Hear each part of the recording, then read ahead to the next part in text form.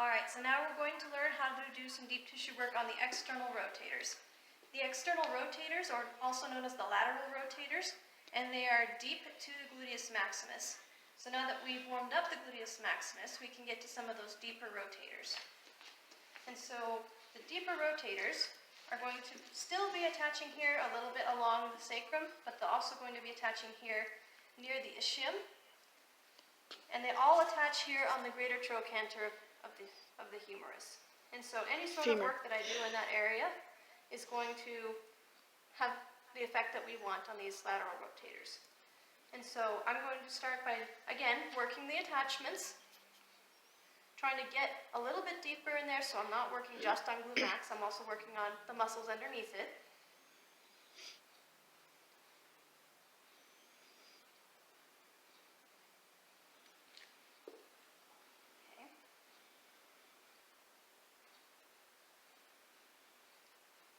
Also work the attachment here along the greater trochanter.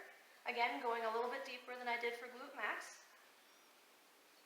And also remember, you want to work all the way around the greater trochanter, not just on one side, because the deep rotators attach all around the greater trochanter.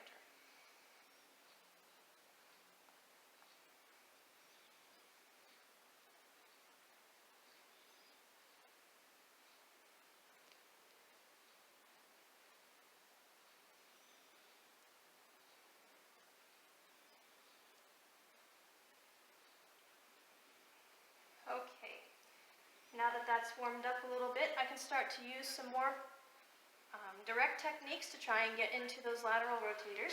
I can use supported fingers as long as they're feeling comfortable. And just try to feel for the different fibers of the lateral rotators, because some will go up like this, some go across like this.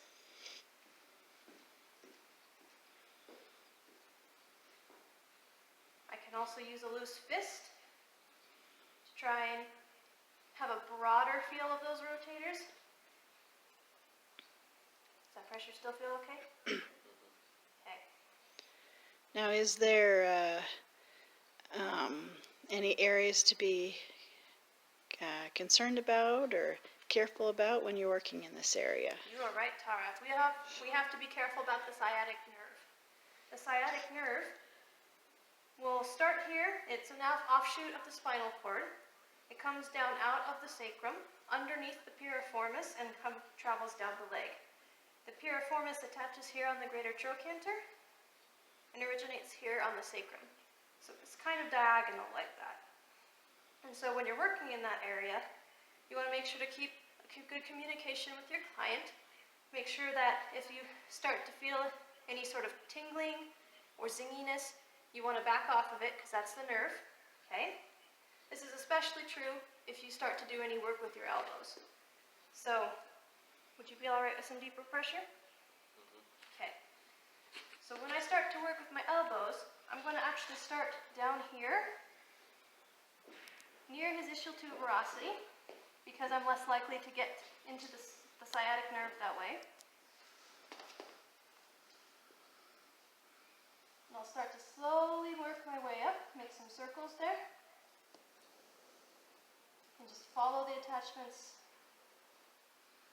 closer and closer to the sacrum.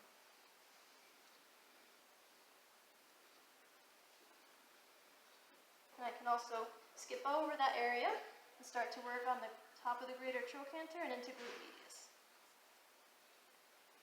And then one last thing is this, again, is a good place to do your pin and stretch, especially for the deep rotators. So you can bring his leg up, shorten the rotators, and then pin them down and pull it out.